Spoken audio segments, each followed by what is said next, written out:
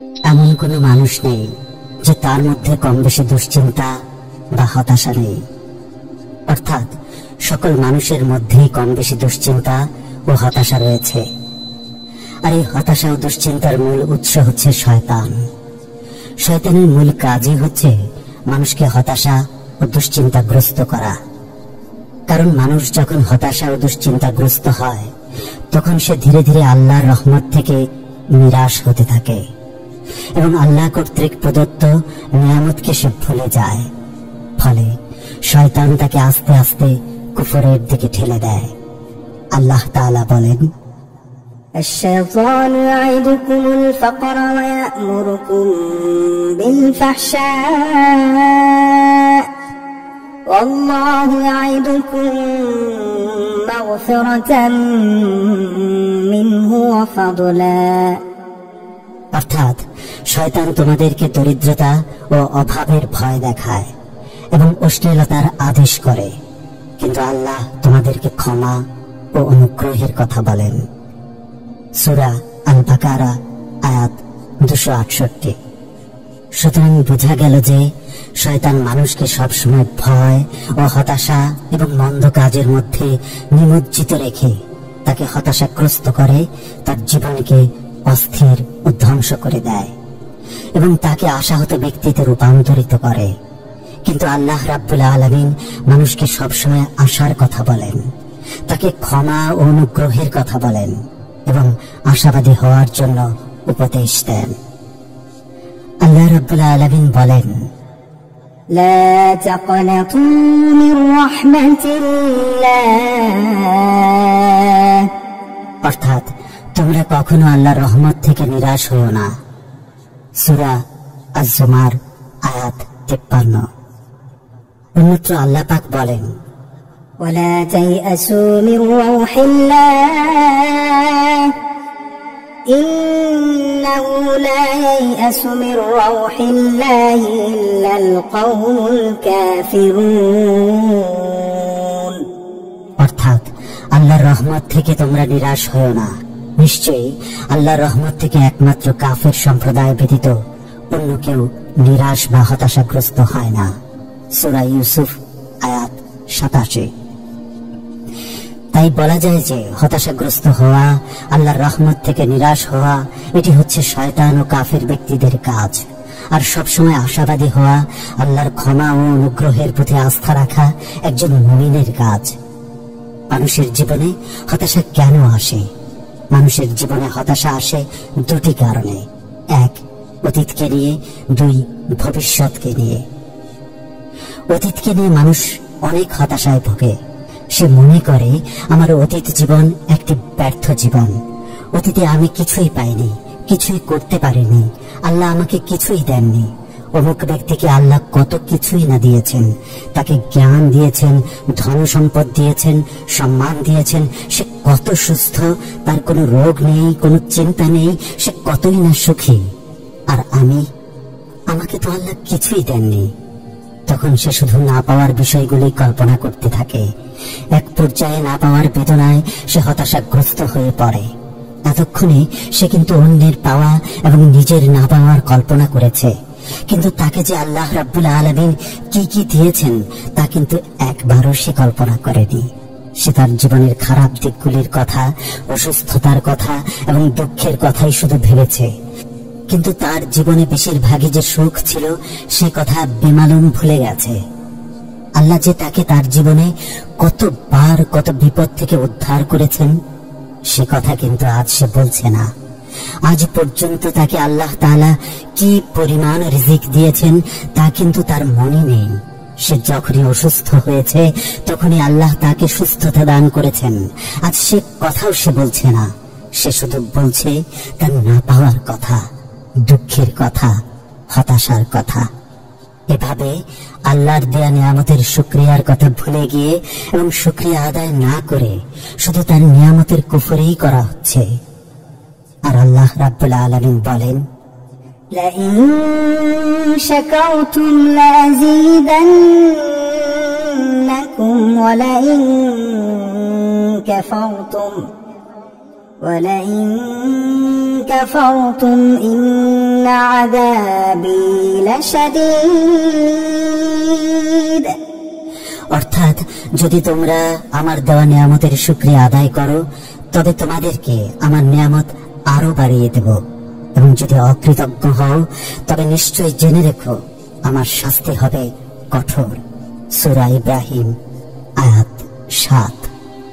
এই আয়াতের আলোকে আমাদের খারাপ স্মৃতিচারণ না করে আমাদের অতীত জীবনে কি কি আল্লাহর নিয়ামত ভোগ করেছে তা স্মরণ করে বেশি বেশি করে আল্লাহর নিয়ামতের শুকরিয়া আদায় করতে হবে। তাহলে আল্লাহ পাক আমাদের হতাশা দূর করে ভবিষ্যতে তার নিয়ামতকে আরো বৃদ্ধি করে দেবেন। আর যদি আমরা তা না করি তাহলে আমাদের আরো বেশি হতাশায় পড়তে হবে এবং আল্লাহ তাআলা আমাদের কঠিন শাস্তি প্রদান করবেন। অপরদিকে মানুষ ভবিষ্যৎ নিয়েও হতাশাগ্রস্ত হয়, টেনশনে থাকে।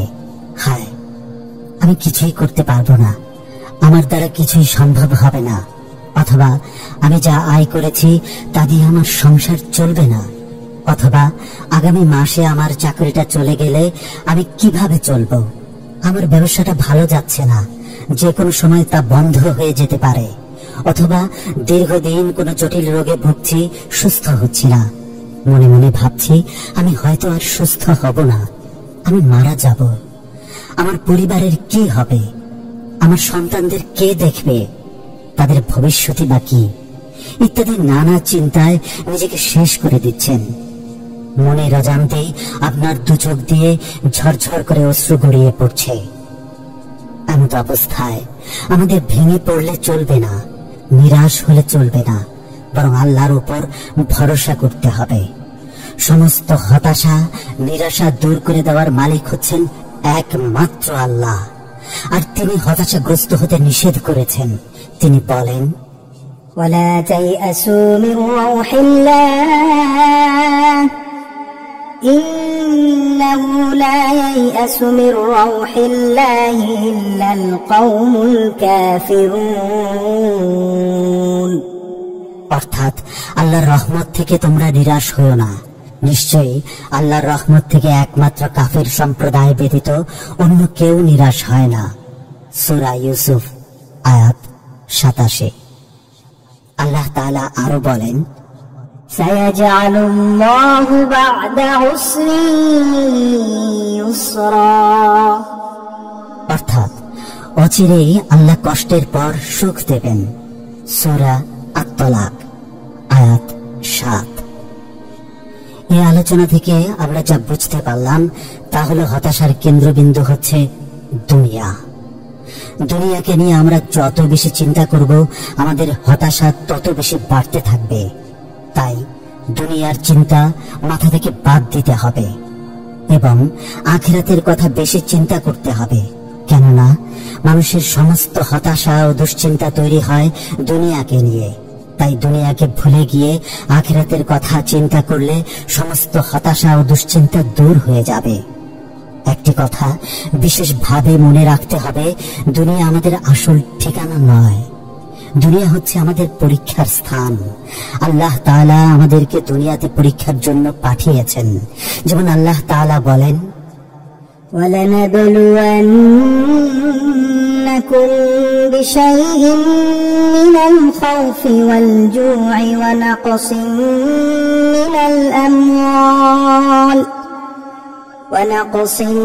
مِّنَ الْأَمْوَالِ وَالْأَنفُسِ وَالثَّمَرَاتِ وَبَشِّرِ الصَّابِرِينَ। অর্থাৎ অবশ্যই আমি তোমাদিগকে পরীক্ষা করব কিছুটা ভয়, ক্ষুধা, মাল ও জানের ক্ষতি এবং ফল ফসল বিনষ্টের মাধ্যমে, তবে সুসংবাদ দাও ধৈর্য ধারণকারীদের। সূরা আল বাকারা আয়াত 155। আমরা জানি পরীক্ষার হল হচ্ছে একটি কঠিন জায়গা, কারণ পরীক্ষার হলে কেউ শান্তিতে থাকে না, সে সর্বদা ব্যস্ত থাকে এবং টেনশনে থাকে কিভাবে তার পরীক্ষা ভালো হবে। তেমনি আমাদের ক্ষেত্রে একই বিষয় প্রযোজ্য।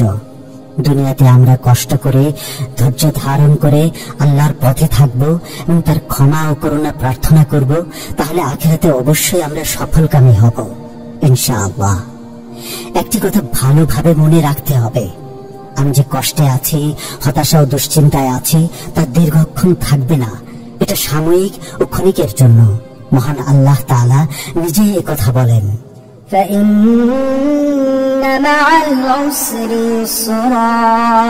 অর্থাৎ নিশ্চয়ই কষ্টের পর স্বস্তি রয়েছে। সূরা আল ইনশিরাহ আয়াত 5।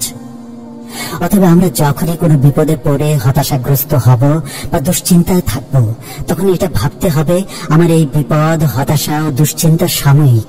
অচিরেই আল্লাহ তাআলা আমাকে এগুলো থেকে মুক্ত করে স্বস্তি প্রদান করবেন।